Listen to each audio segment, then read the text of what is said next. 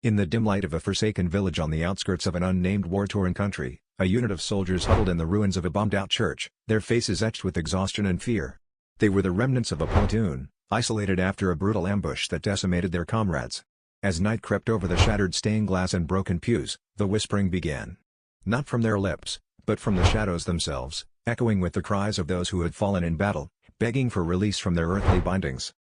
The sergeant, a grizzled veteran named Harlow, tried to maintain order, but the eerie voices shredded the nerves of his already jittery squad.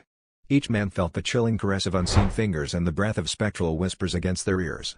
Harlow ordered a watch rotation, hoping to keep his men focused on the living, not the dead. But as the first watch's eyes turned to the gaping maw of the church's darkened doorway, a figure limped from the shadows, its uniform torn, its face a mask of blood and mud.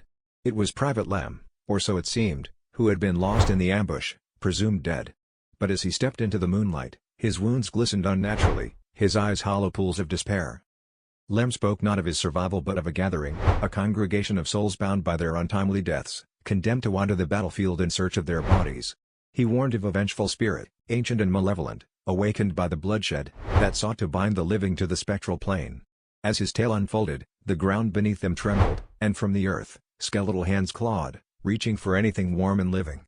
The soldiers, gripped by terror, realized that the war had unearthed something far older and more sinister than any enemy nation. Harlow and his men fought through the night, not against an enemy of flesh, but against the relentless tide of the undead that rose with every fallen soldier's scream. As dawn broke, the few survivors, including Harlow, found themselves encircled, not by enemy troops,